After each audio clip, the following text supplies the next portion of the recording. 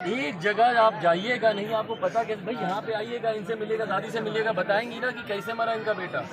बोलेंगे कि भैया उसको क्या हुआ, कैसे हुआ, सीना में दर्द हुआ, पेट में हुआ, आग जला। बच्ची बताएगी कि जाइए चाचा देखिए सामने वहाँ पे जहरीली शराब बना रहा है। तब ना वो पकड़ेंगे किसी को, या सिर्फ अपना एक अनन्य मार्ग में बैठे बैठे एसी की हवा खाते हुए उनको लगेगा कि शराबबंदी कानून धरातल पर उतर जाएगा। ऐसा नहीं होता भैया। बिहार के प्रधान है, बिहार पे ध्यान देने की जरूरत है हमको। तीसरे नंबर पे इसीलिए आ गए हैं वो। बिहार में शराबबंदी है, लेकिन शराबबंदी के बावजूद बिहार में जहरीली शराब मिलती है, जिसे पीकर जो गरीब तबके के लोग हैं, जो सबसे निचले तबके के लोग हैं, उनकी लगातार मौत की भी खबर आते रहती है। अभी देखिए पिछला हादसा जो है वो बिहार के सिवान जिले में हुआ। सिवान जिले में 3 लोगों की जहरीली शराब पीने से मौत हो जाती है। सिवान जिले के डेबर गांव में कमलेश मांझी जिनकी उम्र 30 साल है, उसके बाद अवध किशोर मांझी जिनकी उम्र 55 साल है, और नूर मोहम्मद मियां जिनकी उम्र 40 साल है। इन तीनों लोगों की मौत हो जाती है और नाम आता है उसमें जहरीली शराब का। अब इसे लेकर फिर से बिहार में बवाल खड़ा हो गया है। देखिए 16 नवंबर को समीक्षा बैठक की गई थी। बिहार के मुख्यमंत्री नीतीश कुमार के द्वारा 7 घंटे का मैराथन बैठक चला। के पाठक की नियुक्ति हो गई, डीजीपी पर सवाल खड़े किए गए और पुलिसिया तंत्र को मजबूत किया गया। लेकिन बावजूद इसके लगातार बक्सर हो, नालंदा हो या फिर सिवान हो, इन तमाम जगहों पर मौत हो रही है। अब बिहार के वो नेता की हम बात करेंगे जो युवा हैं और उस हर जगह पहुंचते हैं जहां पर जहरीली शराब से मौत हो जाती है। हम लोजपा रामविलास के राष्ट्रीय अध्यक्ष और जमुई से सांसद चिराग पासवान की बात कर रहे हैं। अभी देखिए इन दिनों फिर से वो बिहार के दौरे पर हैं, और बिहार के दौरे पर हैं तो सिवान पहुंचे, डेबर गांव भी पहुंचे हैं, और उन तमाम लोगों से मुलाकात उन्होंने किया है जिनके परिजनों को जहरीली शराब ने मौत की नींद सुला दिया। आप पहले ये विजुअल्स देखिए कि किस तरीके से वो तमाम लोग अपना जो दर्द है वो बयां कर रहे हैं चिराग पासवान के सामने। माइक नीचे कीजिए।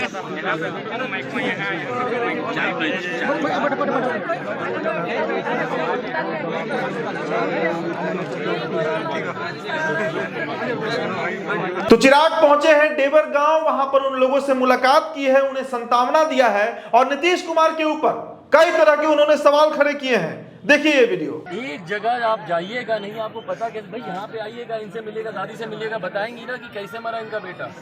बोलेंगे कि भैया उसको क्या हुआ, कैसे हुआ, सीना में दर्द हुआ, पेट में हुआ, आग जला। बच्ची बताएगी कि जाइए चाचा देखिए सामने वहाँ पे जहरीली शराब बना रहा है। तब ना वो पकड़ेंगे किसी को, या सिर्फ अपना एक अनन्य मार्ग में बैठे बैठे एसी की हवा खाते हुए उनको लगेगा कि शराबबंदी कानून धरातल पर उतर जाएगा। ऐसा नहीं होता भैया। बिहार के प्रधान है, बिहार पे ध्यान देने की जरूरत है हमको। तीसरे नंबर पे इसीलिए आ गए हैं वो। मतलब मन में भय है कि भैया फटाफट दफना दो, सबूत मिटा दो। सर नीतीश कुमार कहते हैं कि ना हम किसी को फंसाते हैं ना किसी को बचाते हैं यहाँ पे, लेकिन विपरीत नजर आ रहा है सारी परिस्थिति उनकी बातों का। भैया फंसाया नहीं जा रहा। अब वो परिवार डर के मारे नहीं बोले भाई, जो हिम्मत किया वो बोल रहा है। और कल को हम उम्मीद करते हैं कि भैया ये नहीं तो कल को जब हम लोग की सरकार आएगी तो जो मुआवजा उचित बनता है वो हम लोग दिलाएंगे। भाई मिलना चाहिए 4 लाख रुपए मुआवजे के तौर पर। जब ये बोलते हैं मिलना चाहिए, सरकारी नौकरी परिवार के एक सदस्य को मिलनी चाहिए, क्यों नहीं ये सारी चीजें मिल रही हैं?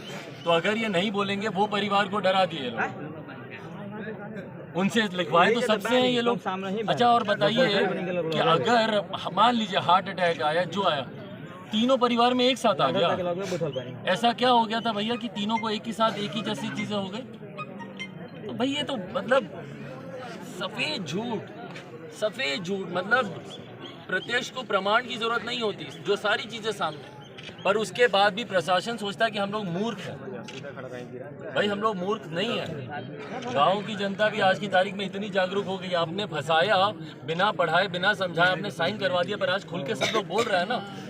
हिम्मत वाले लोग हैं। दलित अगर आप सोचिएगा कि भैया इसको दबा देंगे, कुचल देंगे, तो बस ठीक है। फिर देखिएगा आने वाले समय में भाई हम लोग भी जवाब देंगे, सब लोग मिलकर।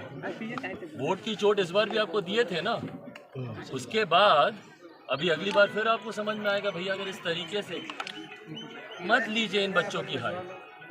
इनके आंसुओं को अगर नहीं पहुंचे मुख्यमंत्री समय रहते बहुत बुरा हो जाएगा। चिराग ने साफ कर दिया है कि जो मुआवजा उन लोगों को नहीं मिल रहा है, उनके परिजनों को नहीं मिल रहा है जिनकी मौत जहरीली शराब से हो गई है, उनको मुआवजा जो है वो चिराग पासवान अपनी सरकार में जरूर देंगे। यानी चिराग पासवान सीधे तरीके से ये कह रहे हैं कि उनकी सरकार जब बिहार में बनेगी तो उसके बाद जिन लोगों की मौत हुई है उनके परिवार के लोगों को सरकारी नौकरी और 5-5 लाख रुपए का मुआवजा दिया जाएगा। इसके अलावा भी उन्होंने कई तरह के प्रश्न खड़े किए हैं बिहार सरकार के ऊपर, नीतीश कुमार के ऊपर। तो लगातार बिहार में शराबबंदी है और शराबबंदी के बावजूद जहरीली शराब से मौत हो रही है और यह बहुत बड़ा सवाल खड़ा कर रही है कि आखिरकार गृह विभाग जो नीतीश कुमार के पास है, पूरी बिहार की पुलिस तंत्र जो है वो नीतीश कुमार के पास है, इसके बावजूद बिहार में धड़ल्ले से जहरीली शराब कैसे बन जा रही है और लोगों की मौत भी हो जा रही है। ये वीडियो आप द पंचायत पर देख रहे थे। मेरा नाम उदित तारण है।